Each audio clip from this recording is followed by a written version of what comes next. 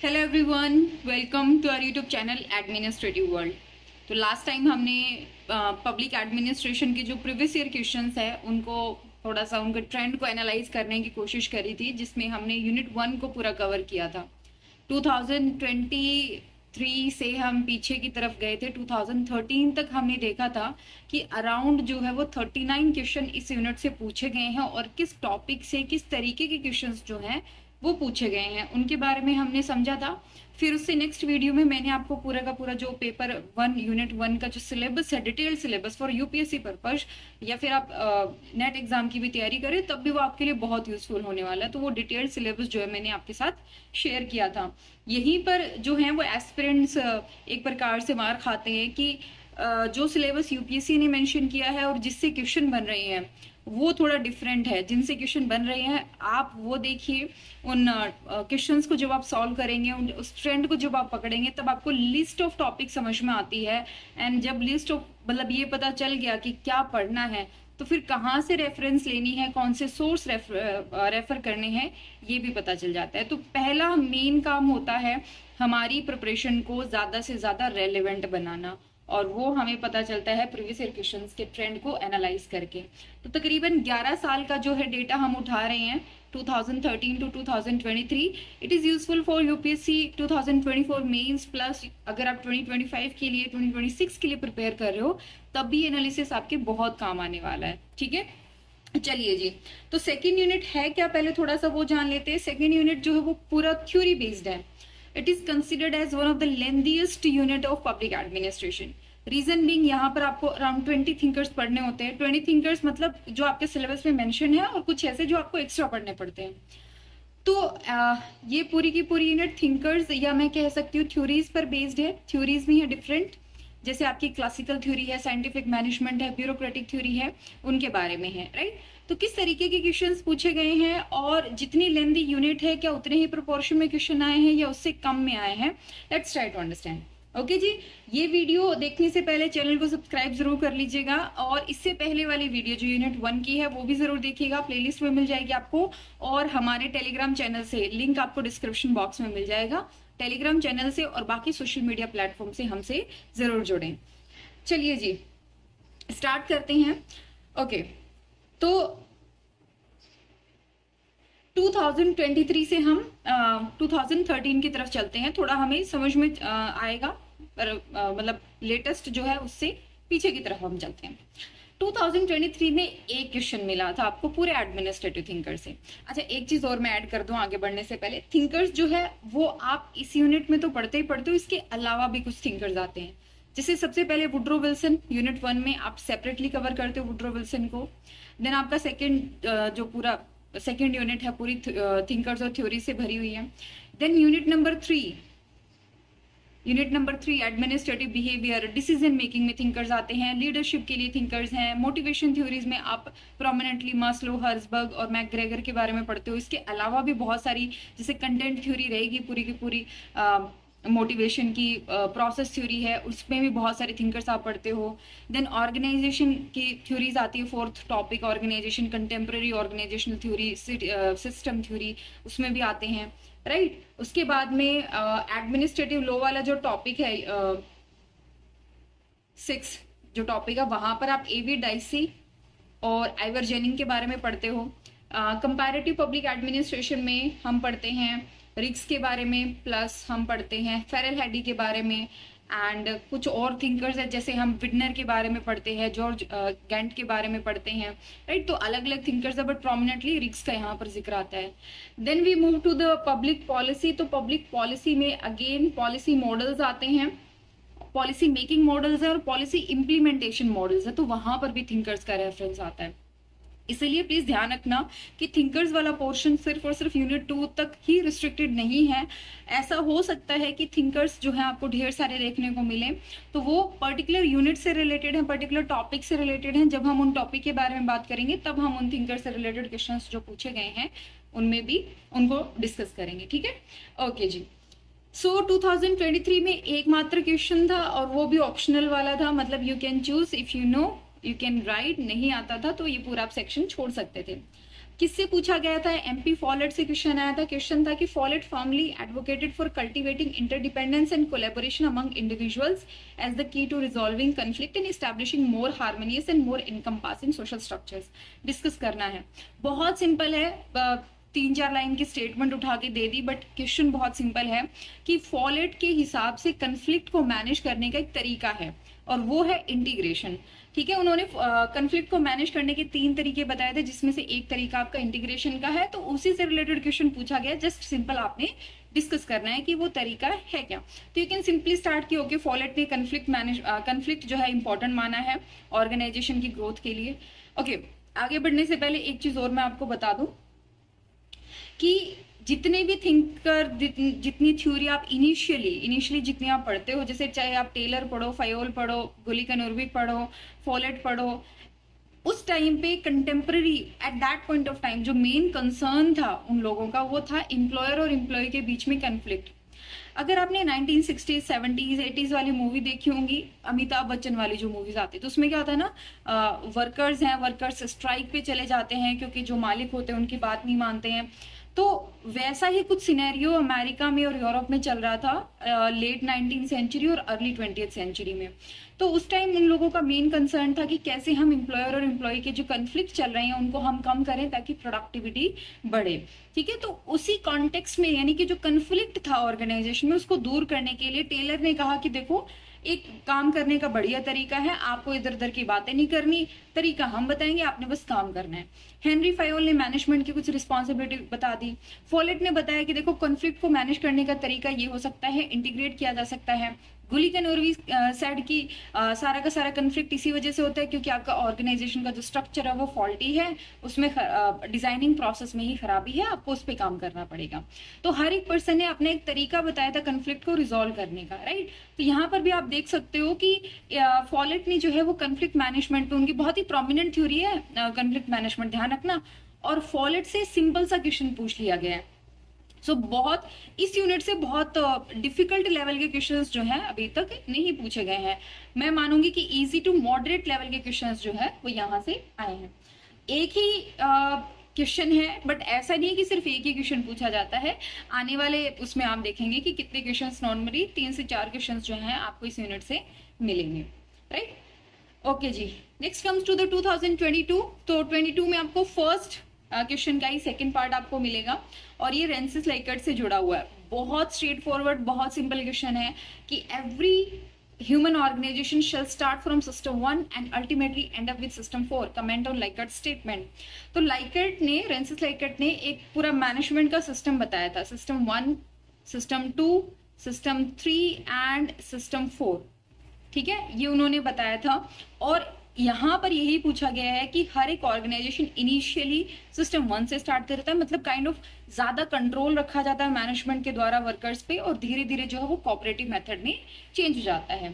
ठीक है, shell start from system 1, ध्यान रखिएगा शेल होता है कंपल्सरी, कंपल्शन ऐड कर देता है शेल।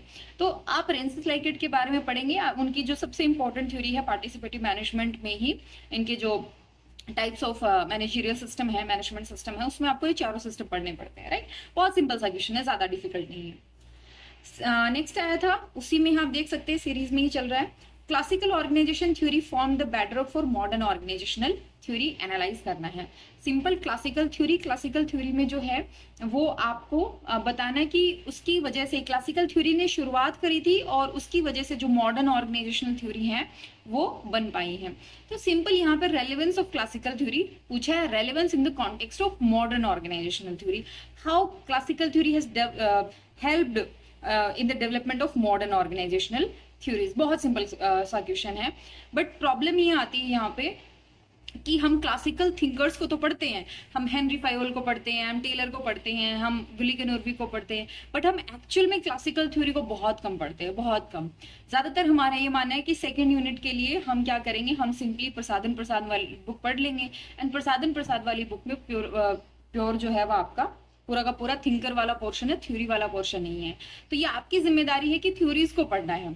मैं इस वीडियो के एंड में आपको पूरी थ्योरीज की एक लिस्ट दे दूंगी जिसको आप अपने बेसिस पे, अपने बिहाफ पे जो है वो कवर कर सकते हैं। ठीक है, तो क्लासिकल थ्योरी किस तरीके से रेलेवेंट है for the development of modern organisational theory, उसमें आपने बताना है।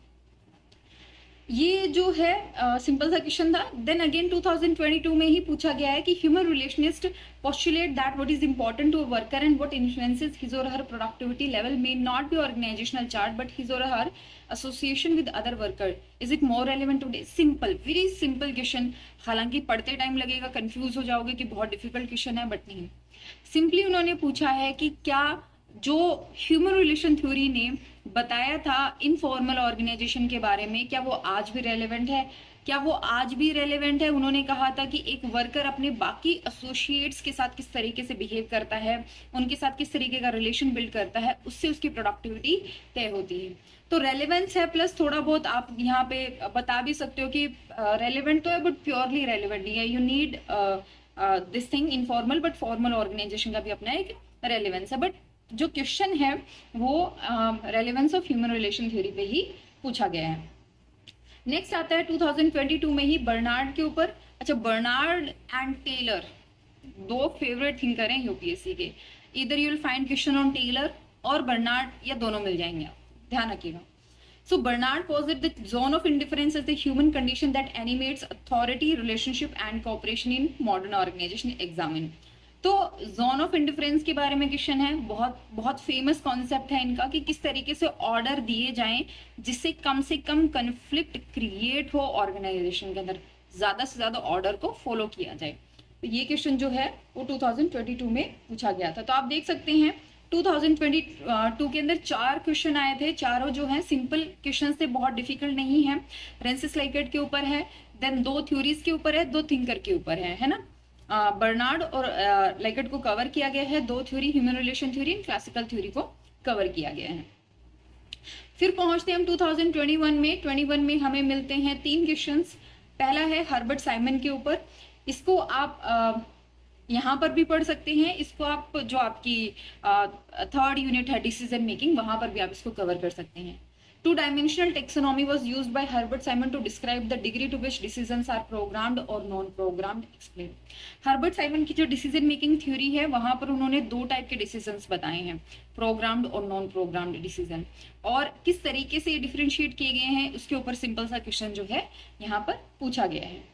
देन 2021 में फायोल और टेलर के ऊपर सिमिलैरिटी और डिफरेंस वाला क्वेश्चन आया हुआ है। आप देख सकते हैं बिल्कुल बहुत स्ट्रेट फॉरवर्ड क्वेश्चन पूछा है उन्होंने, that they had different management perspective but while having similar goals of organizational efficiency. दोनों का गोल सेम था, ऑर्गेनाइजेशनल एफिशिएंसी को बढ़ाना, बट दोनों ने जो है वो डिफरेंट पर्सपेक्टिव्स पे काम किया। कमेंट करना है आपने, सिंपल क्वेश्चन। देन 2021 में बिहेवियरल अप्रोच पे क्वेश्चन आया हुआ है, that behavioural approach has been questioned on the basis of its utility in the analysis of administrative problem. Discuss the weakness of the approach and shift made therein. Behavioural approach के ऊपर बात करी गई है। Remember last unit पे मैंने आपको बोला था कि जो approaches of the administration, approaches to the study of public administration, यहाँ पर आप इंस्टीट्यूशनल, फिलोसॉफिकल, इनके बारे में बात करते हो। देन आप सिस्टम अप्रोच, क्लासिकल अप्रोच, आप बात करते हो बिहेवियरल अप्रोच की, ठीक है, आप बात करते हो सोशो साइकोलॉजिकल अप्रोच की। तो ये approaches are important, directly indirectly आपके काम आती हैं। Here you can see behavioural approach या बिहेवियरल थ्योरी के ऊपर आपसे क्वेश्चन पूछा गया है, ठीक है।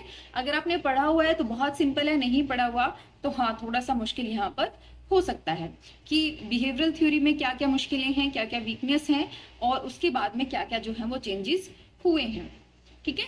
तो 3 क्वेश्चन थे, तीनों क्वेश्चन जो है वो उसमें से 2 थिंकर के ऊपर है, एक क्वेश्चन जो है आपका अप्रोच के ऊपर या थ्योरी के ऊपर पूछा गया। Next comes to the 2020 and पहला ही क्वेश्चन हमें मिलता है टेलर के ऊपर। टेलर के बारे में पूछा गया है, ऑब्वियसली स्टेटमेंट पढ़ के ही आपको आइडिया हो जाएगा कि क्रिटिक्स वाला क्वेश्चन है, क्रिटिसिज्म वाला क्वेश्चन है कि principle of analysis and principle of action were not differentiated in Taylor's scientific management. आपने कमेंट करना है। अच्छा, ये क्वेश्चन जो है ना वो मैं मानती हूँ कि जब आप फर्स्ट टाइम इसको देखते हो ना तो थोड़ा सा आपको ये चैलेंज करता है, नो डाउट। इसको हम थोड़ा सा टफ वाली कैटेगरी में रख सकते हैं क्योंकि सडनली उठा करके कोई स्टेटमेंट और यहाँ पे रख दी गई, now you have to justify this thing, ये कमेंट करना है उसके ऊपर। तो अगर आप इसको फर्स्ट टाइम देखोगे, नहीं इतना मतलब नहीं हम फोकस कर पाते, तो ऑब्वियसली ये वाला जो क्वेश्चन है वो आपको चैलेंज करता है। मैं भी मानती हूँ 2020 का जो ये क्वेश्चन है बाकी क्वेश्चंस के मुकाबले this was something unique you can से, और थोड़ा सा अलग टर्मिनोलॉजी, इसकी टर्मिनोलॉजी ही जो है वो हमें परेशान करती है। So if time allows we can definitely discuss this question in detail, but ध्यान रखिएगा कि इस तरीके से थोड़ा सा स्टेटमेंट को घुमा करके थोड़ा सा ऐसे क्वेश्चन भी आपको मिलेंगे जो पजल कर सकते हैं। हर बार बिल्कुल स्मूथली चले ऐसी ऐसा जरूरी नहीं है। Then Herbert Simon, here you can see very simple question asked, administrative man bridges the psychological man and the rational man, explain. तो क्या था, रैशनल मैन जो हर चीज को बिल्कुल नाप तोल के करता है, और दूसरा क्या था, साइकोलॉजिकल मैन जो बिल्कुल अपने इंट्यूशन अपने इमोशंस के बेसिस पे चलता है। तो नेक्स्ट जो क्वेश्चन है वो relevance of human relation theory पे आया हुआ है। Again, that productivity is not the result of working conditions but the result of emotional response of worker to the work performed, are Elton Mayo's finding relevant in contemporary organisation. तो obviously Elton Mayo की human relation theory वो कितनी relevant है। जब हम कोई भी theory पढ़ते हैं तो हम हमेशा उसका कंटेम्प्रेरी रेलेवेंस देख करके ही उसको समझते हैं। तो उनका ये मानना था कि प्रोडक्टिविटी वर्किंग कंडीशन के हिसाब से नहीं है, बट किस तरीके से वर्कर्स रिस्पॉन्ड करते हैं उसके ऊपर बेस्ड है। तो अगर आपने उनके वो पढ़े होंगे डिफरेंट एक्सपेरिमेंट, अगर आपने पढ़े होंगे हाथन एक्सपेरिमेंट, तो वहां पर आपको इसके बारे में बहुत क्लियरली समझ में आ जाएगा, राइट। तो बहुत सिंपल आई वुड से क्वेश्चन जो है वो यहाँ पर बनाया गया है। तो 2020 के अंदर कितने क्वेश्चन हमें मिले हैं, अराउंड 3 क्वेश्चन वी गॉट। 2 जो हैं वो ऑब्वियसली तीनों के तीनों विल से थिंकर के ऊपर है, बट यहाँ पे हम कह सकते हैं अगेन ह्यूमन रिलेशन थ्योरी की रेलेवेंस पे है, ठीक है। तो ये देख सकते हैं ऐसा ही मिलता जुलता क्वेश्चन 2022 में आया है, और ऐसा ही ये क्वेश्चन जो है 2020 में पूछा गया था। ओके, तो यहाँ पर क्वेश्चन है that if there is ever to be a science of public administration it must derive from an understanding of man's behaviour, explain. So behavioural theory के ऊपर क्वेश्चन है, और एडमिनिस्ट्रेशन साइंस है या आर्ट, ये डिबेट हमेशा से चलती आ रही है। इस डिबेट का सॉल्यूशन निकाला गया था कि अगर हमें साइंस ऑफ एडमिनिस्ट्रेशन समझनी है तो हमें बिहेवियर ऑफ जो ह्यूमन बीइंग है उसको हमें समझना पड़ेगा। जब तक हम बिहेवियर को नहीं समझेंगे तब तक हम यूनिवर्सल अप्लाई करे जाने वाले प्रिंसिपल्स को डेवलप नहीं कर सकते हैं। तो ये बिहेवियरल थ्योरी का जो है वो बेसिस बनती है, ये प्रोमाइस बिहेवियरल थ्योरी का ही पूरा कह सकते हैं ना फाउंडेशन तैयार करती है। सो 2019 में क्वेश्चन था। देन 2019 में चेस्टर बर्नार्ड के ऊपर क्वेश्चन था that the Chester Barnard's function of the executive injected the social in the study of organisation, explain in the context how the executive is expected to play a much greater role than a manager. तो उन्होंने कहा कि Chester Barnard की जो book है the functions of executive, उसमें social अपने अगर वो पढ़ा हुआ है उनकी सिस्टम अप्रोच है, तो उन्होंने कहा था कि एक ऑर्गेनाइजेशन जो है वो सोशल बिहेवियर को रिप्रेजेंट करता है, मतलब जितने लोग हैं वो कोऑपरेटिव वे में वहाँ पे काम कर रहे हैं।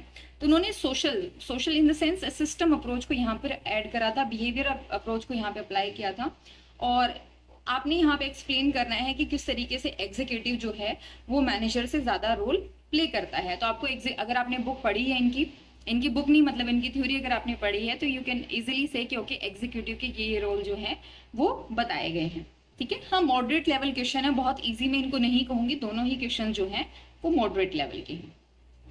2019 में क्वेश्चन आया था एमपी फॉलेट के ऊपर। MP Follett raise the foundational value of business and enterprise on her way to understand the organism of government machinery, comment. तो उनका ये कहना था कि देखो गवर्नमेंट मशीनरी तक पहुंचने के लिए पहले उन्होंने बिजनेस और एंटरप्राइज के फाउंडेशन को समझा, कमेंट करना है। तो obviously how she arrived at this theory उसके बारे में क्वेश्चन पूछा गया, अगेन मॉडरेट लेवल क्वेश्चन है यहाँ पे। सो एमपी फॉलेट पे अभी तक 2019 से लेकर के 2023 तक क्वेश्चन 2 बार पूछे जा चुके हैं। फिर यू कैन सी 2019 के बाद में एमपी फॉलेट पे 2023 में क्वेश्चन बना था। Then our favourite thinker Max Weber, उनका था the concept of rationality and efficiency are intervened the bureaucratic analysis of Max Weber, comment. तो ये क्वेश्चन था 2018 में, फर्स्ट का ही बी पार्ट है। I would say not exactly very easy but moderate to difficult level of question, और यहाँ पे थोड़ा सा एनालिसिस वाला रोल आ जाता है। प्लस ब्यूरोक्रेसी में ध्यान रखिएगा, आप ब्यूरोक्रेटिक थ्योरी को पढ़ रहे हैं। whenever we read about bureaucracy we try to limit ourselves to the Max Weber, but ये नहीं होना चाहिए। अगर आपने अपने आप को मैक्स वेबर तक सीमित कर लिया तो आप बहुत सारी चीज़ों को जो है वो इग्नोर कर दोगे जो क्वेश्चन में पूछी जाती हैं। क्वेश्चन में वेबर के अलावा ब्यूरोक्रेसी के ऊपर किसका क्या कॉन्सेप्ट है वो पूछा जाता है, मार्क्स पूछे गए हैं, ठीक है, हो सकता है जेएस मिल का भी कंट्रीब्यूशन आपसे पूछ लिया जाए ब्यूरोक्रेसी के ऊपर। वेबर का भी फिर पूरा आता है, उनका एनालिसिस आता है, रेलेवेंस आता है। देन वेबर के कंटेम्प्रेरी, वेबर के जो सहयोगी थे उनके बारे में, या वेबर के जो बाद में आने वाले हैं पोस्ट वेबेरियन हैं, एंड वेबर के जो क्रिटिक्स हैं उनके ऊपर भी क्वेश्चन डेफिनेटली बनता है। ठीक है, तो ब्यूरोक्रेसी का फिर रोल क्या है in a society, because public administration का एक बहुत बड़ा हिस्सा ब्यूरोक्रेसी है। अगर हम ब्यूरोक्रेसी की स्टडी को हटा दें अपनी स्टडी में से, पब्लिक एडमिनिस्ट्रेशन से, तो हमारे पास ले दे करके प्राइवेट ऑर्गेनाइजेशन के जो होते हैं ना प्रिंसिपल्स, वो पढ़ने को रहेंगे। तो bureaucracy is a very important topic in, I tell you in detail bureaucracy में आपने क्या क्या पढ़ना है। ठीक है, नेक्स्ट 2018 में ही क्वेश्चन आता है हर्बर्ट साइमन के ऊपर। हर्बर्ट साइमन की book administrative behaviour present a synthesis of classical and behavioural approach to the study of public administration, explain करना है।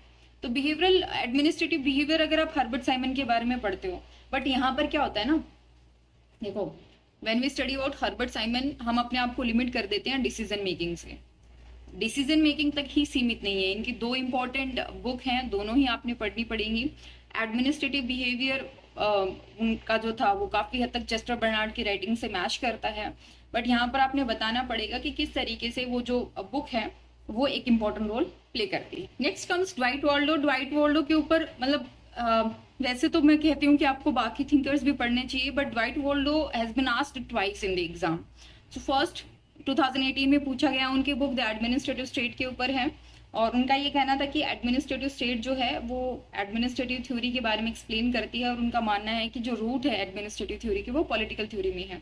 तो वैसे मैं इसको ना रिलेट करती हूँ एडमिनिस्ट्रेशन एंड जो पॉलिटिक्स का रिलेशन है उसके साथ मैं रिलेट करके पढ़ती हूँ। ड्वाइट वॉल्डो आप एनपीए के साथ भी पढ़ते हो, तो इनडायरेक्टली इंपॉर्टेंट थिंकर है ड्वाइट वॉल्डो। ऐसे ही पीटर ड्रकर भी इंपॉर्टेंट है, कार्ल मार्क्स के बारे में हम पढ़ते हैं, राइट। तो ये थोड़े से एक्स्ट्रा थिंकर्स है which you need to study basically.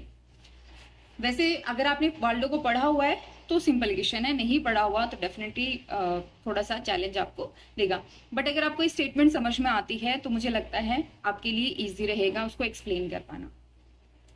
Then 2018 में ही क्वेश्चन पूछा गया बर्नार्ड के कंट्रीब्यूशन सेटिस्फेक्शन इक्विलिब्रियम के ऊपर। उनका ये मानना था कि it is still considered a logical model for organisational motivation.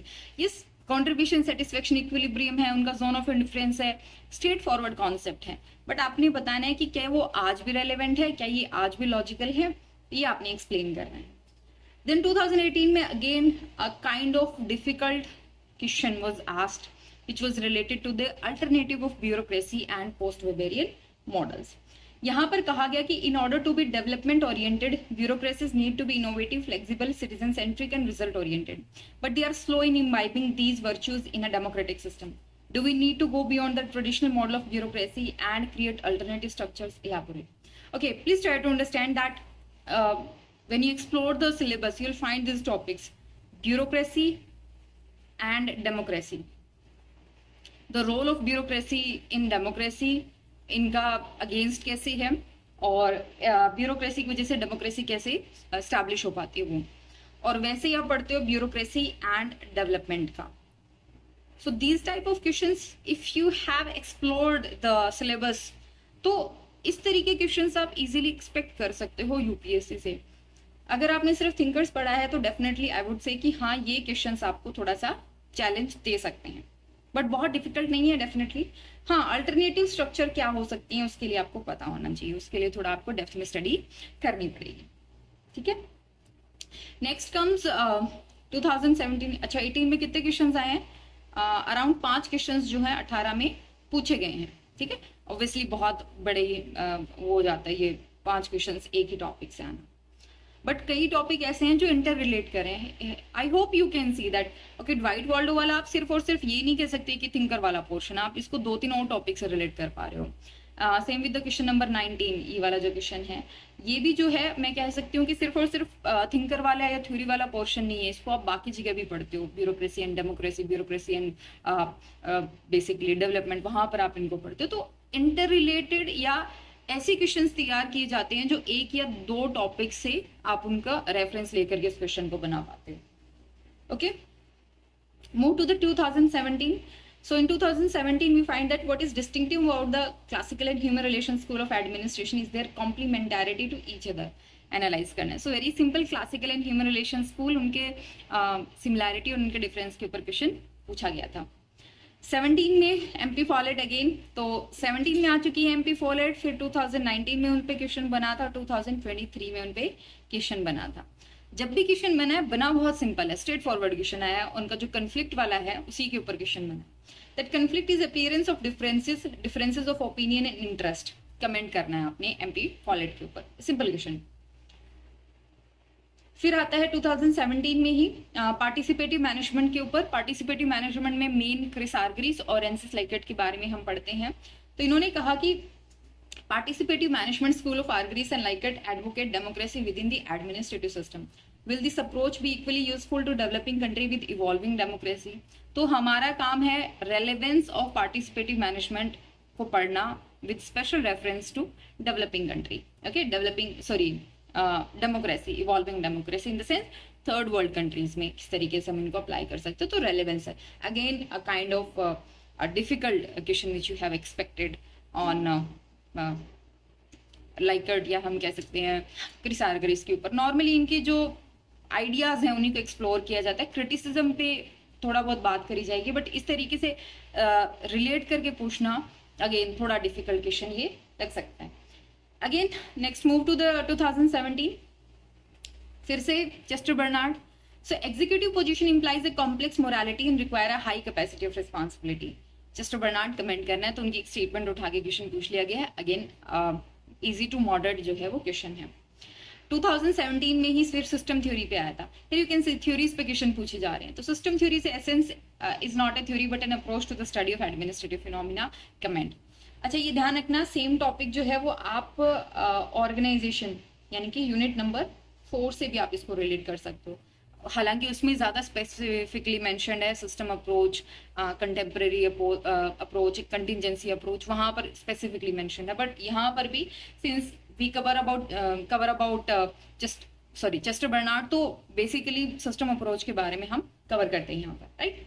Okay, सो 2017 में हमारे पास 5 क्वेश्चंस थे। तो यू कैन सी 2018 में भी 5 क्वेश्चंस हैं, 2017 में भी 5 क्वेश्चंस हैं, and difficult to moderate level वाले क्वेश्चंस हैं।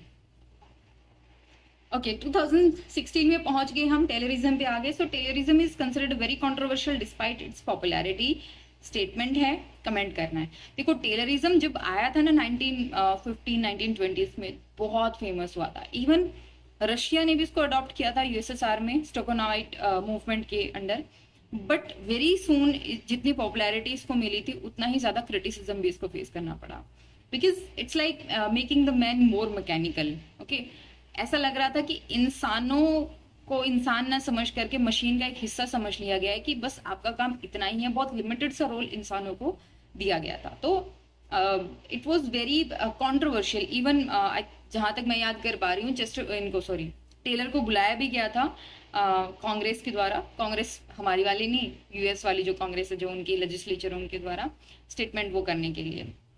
और इसके ऊपर काफी चला था, डिबेट भी चला था, बट फिर भी रेलेवेंट तो है, ये पॉपुलर भी है, रेलेवेंट भी है, कंट्रोवर्शियल भी है, बहुत सारी चीजें हैं। इसीलिए इसका मॉडर्न वर्जन भी हमारे पास अवेलेबल है। रेलेवेंट है तभी तो न्यू टेलरिज्म आया, अदरवाइज नहीं आता, है ना। Okay, next Waldo. अच्छा, ये देखिए 2015 में अगेन वॉल्डो पे क्वेश्चन है। ओके, वन मोर थिंग, 2016 में सिर्फ एक क्वेश्चन आया है, वो भी टेलरिज्म के ऊपर। सो 2015 में वॉल्डो के ऊपर क्वेश्चन आया है, एडमिनिस्ट्रेटिव स्टेट के ऊपर। उसमें कहा गया कि it provides a fundamental challenge to some of the orthodox premise, explain करना है आपने। देन 27 नंबर क्वेश्चन 2015 में पूछा गया है, अगेन बर्नार्ड से रिलेटेड है, उनकी थ्योरी का क्या रेलेवेंस है उससे रिलेटेड है। सो इसमें है कि contemporary organisational theory seems further a field of Chester Barnard's function of the executive then the organisational ecology. Examine the statement in the light of ecological element in Barnard's thought. तो ecological element मतलब Barnard की जो theory है वो हमें लगता है कि बेसिकली वी कैन से एक तरीके से क्रिटिसिज्म है, ठीक है, इसको ऐसे समझिए, क्रिटिसिज्म है ये, और एनालिटिकल क्वेश्चन है। हमें यहाँ पर बताना है कि जो कंटेम्प्रेरी ऑर्गेनाइजेशनल थ्योरी है वो चेस्टर बर्नार्ड की जो system the functions of executive है उससे थोड़ा हटके है, और ये ऑर्गेनाइजेशन की जो इकोलॉजिकल अप्रोच है, इकोलॉजिकल अप्रोच ज्यादा बेहतर तरीके से मॉडर्न ऑर्गेनाइजेशनल थ्योरी को एक्सप्लेन करती है। ये चीज आपने बतानी है, प्लस इसी को आपने रिलेट करके बताना था कि इकोलॉजिकल एलिमेंट्स क्या क्या है बर्नार्ड के थॉट में। ठीक है, तो ये obviously difficult level of question है, नो डाउट डिफिकल्ट है। ओके, नेक्स्ट क्वेश्चन था, Follett work was not directed toward the resolution of conflict of idea but toward the resolution of structural conflict between the worker and capitalist. Follett का ही है, conflict के ऊपर ही है, criticism है उनका कॉन्फ्लिक्ट रेजोल्यूशन वाला जो मेथड है उसका। वेरी सिंपल क्वेश्चन अगेन, और 2015, मतलब अभी तक 4 बार फॉलेट जो है वो पूछी जा चुकी है। फिर 2015 में ही आता है that Weberian model of bureaucracy lacks emotional validity when applied to modern democratic administration। Comment करना है। तो bureaucracy and democracy, when weber का जो मॉडल है आप उसको डेमोक्रेसी में अप्लाई करते हो तो वो उतना ज्यादा रेलिवेंट नहीं होता है। एक तरीके से ब्यूरोक्रेटिक थ्योरी का क्रिटिसिज्म ही है यहाँ पर। Again moderate level of question, moderate to difficult आप बोल सकते हो अगर आपने इन टॉपिक के बारे में नहीं पढ़ा है तो। फिर 2015 में कितने क्वेश्चन आए हैं? अराउंड 4 क्वेश्चन हमें देखने को मिले हैं। नेक्स्ट क्वेश्चन 2014 में टोटल 4 क्वेश्चन है वैसे तो, लेकिन ज्यादा क्वेश्चन में bureaucracy, here you can say different dimensions of bureaucracy has been asked. 14 का पहला क्वेश्चन था, adaptive problem solving temporary system of diverse specialist linked together by coordinating executive in an organic flux, this is the original form that will gradually replace bureaucracy। तो यहाँ पे alternative of bureaucracy उसके बारे में बात करेगी कि क्या चीज जो है वो ब्यूरोक्रेसी को रिप्लेस कर देगी। Discuss in the light of this statement the end of bureaucracy thesis and its strength and limitation. देखो नॉर्मल जो हमारा सिलेबस है उसमें ऐसे किसी टॉपिक का डायरेक्टली जिक्र नहीं होता है। अगर मैं मानती हूँ कि आप नॉर्मल स्टैंडर्ड मटेरियल पढ़ के जाते हैं तो फिर आपको ये क्वेश्चन लगेगा कि डिफिकल्ट क्वेश्चन आया हुआ है। यहाँ पर आप क्या करना होता है, यहाँ पर आपको क्वेश्चंस खुद से फ्रेम करने होते हैं। When you are preparing for a topic you should ask questions to yourself, जैसे क्या है, क्यों है, कैसे है, उसका रेलेवेंस क्या है, इसके अल्टरनेटिव्स क्या हो सकते हैं। तो जैसे हम कहते हैं क्लासिकल थ्योरी का अल्टरनेटिव क्या हो सकता है, अल्टरनेटिव तो एक तो वापस अपना जो ट्रेडिशनल मेथड है उस पर चले जाओ या फिर जो मॉडर्न मेथड है उसकी तरफ आ जाओ, है ना। ठीक इसी तरीके से ब्यूरोक्रेसी का क्या है, तो ब्यूरोक्रेसी का उन्होंने बताया कि इस तरीके का एक सिस्टम हम बना सकते हैं, but I would consider this was a difficult level of question. ठीक है, देन आता है कार्ल मार्क्स के ऊपर। कार्ल मार्क्स का जो इंटरप्रिटेशन है ब्यूरोक्रेसी का वो rooted in the history of nature of state, evaluate करना आपने। कार्ल मार्क्स आपने अगर पढ़ा हुआ है, मतलब कार्ल मार्क्स की सिर्फ ब्यूरोक्रेटिक थ्योरी पढ़ी हुई है, तो it was a very simple question. मैं इसको बहुत डिफिकल्ट नहीं मानती हूँ, because according to him state जो है उनका ये मानना था कि सोसाइटी में 2 ही क्लास हैं, एक रिच है और एक वर्कर क्लास है। तो रिच के पास प्रॉपर्टी है, वर्कर क्लास के पास प्रॉपर्टी नहीं है। रिच क्लास अपनी प्रॉपर्टी को प्रोटेक्ट करने के लिए स्टेट बनाता है, तो स्टेट अपने काम के लिए जो है वो ब्यूरोक्रेसी को क्रिएट करता है। तो अल्टीमेटली ब्यूरोक्रेसी जो है वो रिच लोगों के इंटरेस्ट को सर्व करने के लिए है।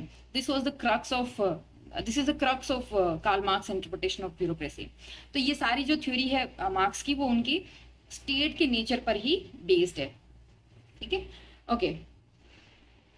2014 में क्वेश्चन आया हुआ है पीटर ड्रकर के ऊपर। उन्होंने कहा कि is he justified in saying that management principle should not tell us what to do but only tell us what not to do. Comment करना है आपने। तो पीटर ड्रकर को आप कहाँ पर पढ़ते हो? पीटर ड्रकर नॉर्मली जब आप हेनरी फायोल को कवर कर रहे होते हो तो हेनरी फायोल के क्रिटिक्स के तौर पे पीटर ड्रकर का नाम आता है। बट कुछ ऐसे थिंकर्स हैं which you need to cover, आपके सिलेबस में डायरेक्टली मेंशन नहीं है, चाहे वो पीटर ड्रकर हो, वाइट वाल्डो हो, एलडी वाइट हो, ठीक है, इनके बारे में आपको पता होना चाहिए। कार्ल मार्क्स हो, ठीक है, जेएस मिल हैं, इनके बारे में आपको आइडिया होना चाहिए। बट अगेन अगर मैं मान के चलूँ आपने इतना ध्यान नहीं दिया, एक नॉर्मल आपने प्रिपरेशन करी है, तो it will be a difficult question for you. 2014 में है Taylor's ideas need modification in the context of post industrial economies in contemporary era, justified with reason. मानना ये था कि टेलर के जो आइडियाज है वो आज के टाइम के हिसाब से उनको मॉडिफाई करने की जरूरत है, तो उस पर बात करें। रेलिवेंस ऑफ टेलरिज्म पे है, और ये जो मॉडिफाइड होके हमारे पास वर्जन आया है इसको हम न्यू टेलरिज्म बोलते हैं। It is still prevalent and इसका जो मॉडर्न फॉर्म है टेलरिज्म का वो नियो टेलरिज्म है। नेक्स्ट क्वेश्चन, अच्छा 2014 में हमें 4 क्वेश्चंस हैं और चारों के चारों questions moderate to difficult level वाले क्वेश्चंस हैं। नाउ कम टू द 2013 सबसे पहला आता है, अच्छा 2013 में ये रह गया, क्रिस आर्गरिस के ऊपर है। Theory of organizational incompetence has two separate and distinct phases. Examine Chris Argyris views on this. Chris Argyris पे simple and straight forward question है, उनका जो ऑर्गेनाइजेशनल इनकॉम्पिटेंस को लेकर के व्यू है, इसके ऊपर सवाल पूछा गया है।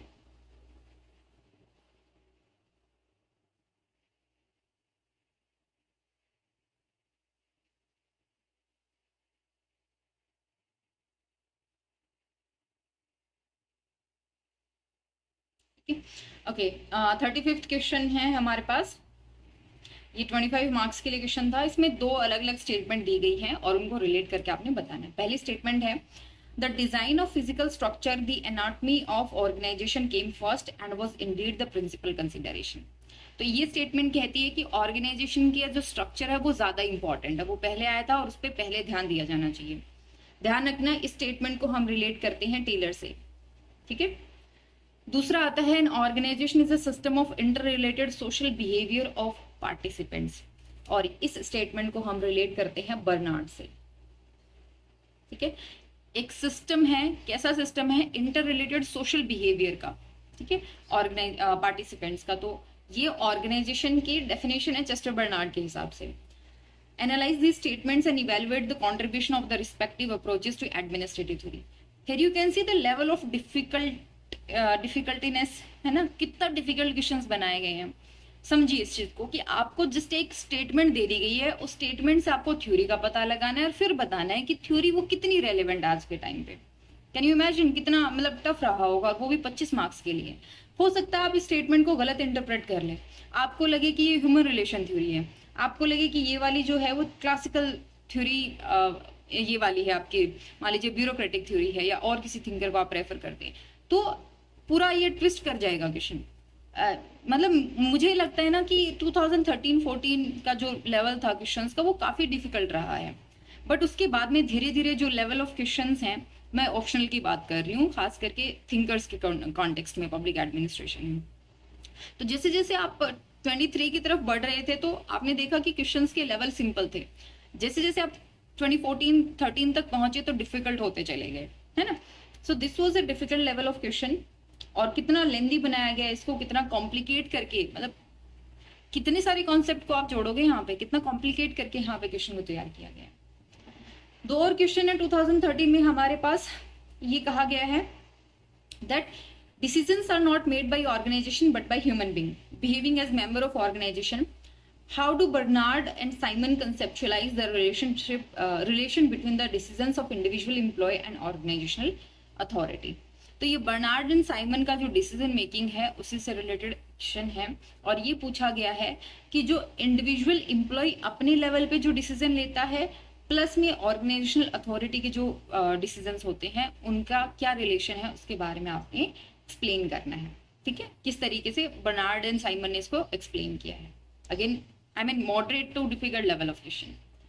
देन 2013 में ही पूछा गया था कि जो स्ट्रक्चरल थ्योरी है is by and large grounded in classical principle of efficiency, effectiveness and productivity. Explain. Now this is a very simple question but tricky question है।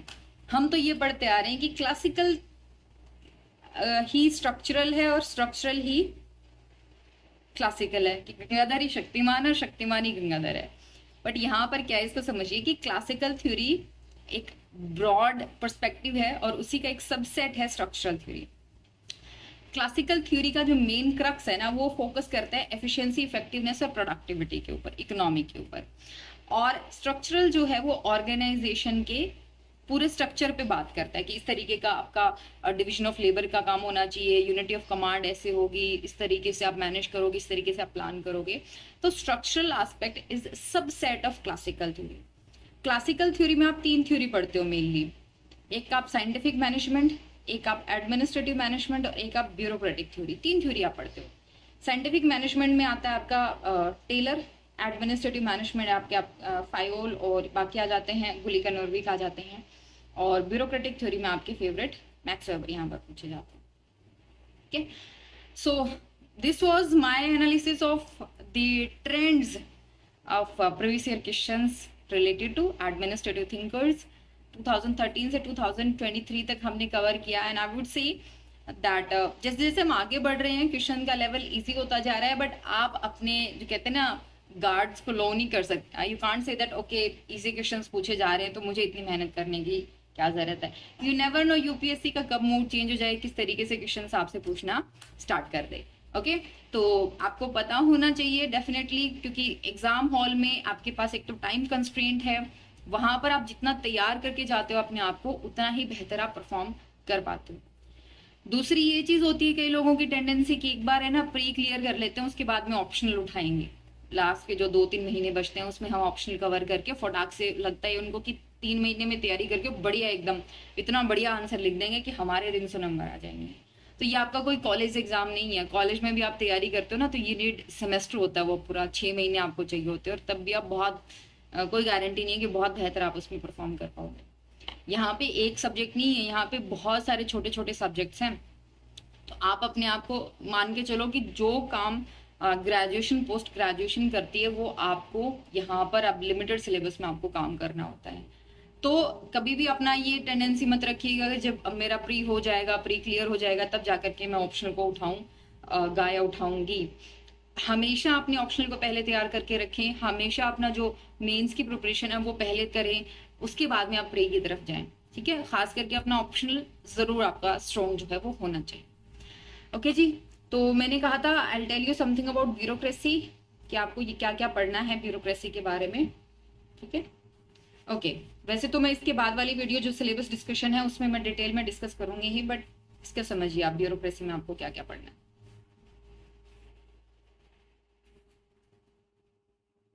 पहले तो ब्यूरोक्रेसी है क्या, उसके बाद में पहले तो आपने पूरी थ्योरी पढ़नी है, उसके बाद में Weber, Marx and Mill, JS Mill. ठीक है, फिर क्रिटिक्स, और उसके बहुत फेमस क्रिटिक्स हैं। क्रिटिक्स में ही उन्होंने पूरा का पूरा मतलब रिसर्च किया, ऐसा लगेगा रिप्रेजेंटेटिव ब्यूरोक्रेसी, जैसे रॉबर्ट प्रस्थस का नाम आता है। ठीक है, और भी बहुत सारे हैं, अभी मैं नाम भूल रही हूँ। तो इनका जो नाम है वो बहुत प्रोमिनेंट है, बहुत प्रोमिनेंट है। बहुत सारे रिलेटेड थ्योरीज जो हैं वो इन पर भी हैं, इनसे क्वेश्चंस जो हैं वो पूछे जाते हैं। और इनकी कुछ मतलब bureaucracy is not considered as the perfect form, obviously कोई ब्यूरोक्रेसी तो बिल्कुल भी परफेक्ट नहीं है। तो इसके बहुत सारे इल्स एंड एविल्स हैं, उनके ऊपर आपको बहुत मिल जाएगा। जैसे एक आता है एडमिनिस्ट्रेटिव एलिटिज्म, एक आता है ब्यूरोपैथोलॉजी। ठीक है, तो इस तरीके के क्वेश्चंस जो ब्यूरोक्रेसी की जो प्रॉब्लम्स हैं उनके ऊपर बेस्ड हैं, उनके ऊपर एक तरीके से टर्म्स हैं उनको एक्सप्लेन करती उनके ऊपर क्वेश्चंस आए हुए हैं। आई डिस्कस दिस थिंग, ये ब्यूरोपैथोलॉजी के ऊपर, एडमिनिस्ट्रेटिव एलिटिज्म के ऊपर इन पे क्वेश्चंस बने हैं, नो डाउट क्वेश्चंस बने हैं। देन आपने बात करनी है पोस्ट ब्यूरोक्रेसी, या हम कह सकते हैं post Weberian. Now there is difference between post Weber and post bureaucracy. ध्यान रखिएगा, पोस्ट ब्यूरोक्रेसी ब्यूरोक्रेसी का अल्टरनेटिव है, पोस्ट वेबर वेबर के बाद में आने वाली थ्योरीज है। तो जरूरी नहीं कि वेबर के बाद में आने वाली थ्योरी ब्यूरोक्रेसी का एक अल्टरनेटिव हो, ये ध्यान रखना। पोस्ट ब्यूरोक्रेसी, या मैं कह सकती हूँ alternative of bureaucracy, you should know about this thing. Then bureaucracy development के कॉन्टेक्स्ट में और डेमोक्रेसी के कॉन्टेक्स्ट में, ये आपको इनका रोल पता होना चाहिए। And bureaucracy in modern organizational setup, और एक था आपका एंड ऑफ ब्यूरोक्रेसी। ठीक है, तो ये है ब्यूरोक्रेसी का छोटा सा सिलेबस। ओके, आज के लिए बस इतना ही है। जाने से पहले हमारा जो YouTube चैनल है उसको ज़रूर सब्सक्राइब कीजिएगा, और हमारा जो टेलीग्राम चैनल है एडमिनिस्ट्रेटिव वर्ल्ड, उसका लिंक मैं आपको डिस्क्रिप्शन बॉक्स में प्रोवाइड करा दूंगी। इसके अलावा हम बहुत जल्दी जो है आप लोगों के लिए एक बुकलेट लेकर के आने वाले हैं regarding around 1000 questions to practice. तो वो बुकलेट आपके इस तरीके की, जो मैं कहती हूँ ना, ये पता होना चाहिए ये क्वेश्चन, तो ये तो आपको आना ही चाहिए, ये तो एनालिसिस वाला है। तो ये जो क्वेश्चंस है वो मैं आपको खुद तैयार करके दूंगी, जिसको आप प्रैक्टिस कर सकते हो डेली बेसिस पे। आप 3 से 4 क्वेश्चंस, 5 क्वेश्चंस आप लिख रहे हो तो आपका एक, जब तक आपका मेंस होगा आपके पास काफी कंटेंट हो जाएगा और एक प्रैक्टिस बनी रहेगी। कहते हैं ना, practice makes a person perfect. तो प्रैक्टिस के लिए वो बहुत जरूरी है। बहुत ही मिनिमल सा प्राइस उसका होगा, बहुत कॉस्टली नहीं है। जहां पर आप 15-20 हजार रुपए टेस्ट सीरीज के लिए खर्च करते हो, बुकलेट का जो है वो बहुत ही मतलब 1000, 1500, 2000 तक का ही उसका प्राइस रहेगा, है ना। और नोट्स को कॉम्प्लीमेंट करेगा। बहुत सारी ऐसी चीजें होती है जो हम नोट्स में नहीं प्रोवाइड करा सकते, बट क्वेश्चन के फॉर्मेट में उन चीजों को पूछा जा सकता है, राइट। सो ओके, आप अगर ये वीडियो बाद में देख रहे हैं, मैं इसको जून 2024 के कॉन्टेक्स्ट में बता रही हूँ, अगर आप इस वीडियो को बाद में देख रहे हैं और आप ये बुकलेट खरीदना चाहते हैं तो आप हमें कांटेक्ट करिए 9896859767 पे, और हमारे टेलीग्राम चैनल से, बाकी सोशल मीडिया प्लेटफॉर्म से जरूर जुड़े। और कम्युनिटी जो पोस्ट होती है चैनल के ऊपर, उनको डेली बेसिस पे एक बार सुबह सुबह जरूर देख लीजिए, क्योंकि कई बार हम थिंकर्स का कोई कॉट जो है उसको एक्सप्लेन करते हैं, कई बार कोई क्वेश्चन डिस्कस करते हैं, कई बार बहुत इंपॉर्टेंट कोई फैक्ट है उसके बारे में बात कर ली, तो आपके लिए कम्युनिटी पोस्ट भी जो है वो काफी इंपॉर्टेंट होती है। ओके जी, और कोई अपडेट होगी तो आपके साथ शेयर कर दी जाएगी। ओके, जल्दी मिलते हैं। Till then take care and thank you so much.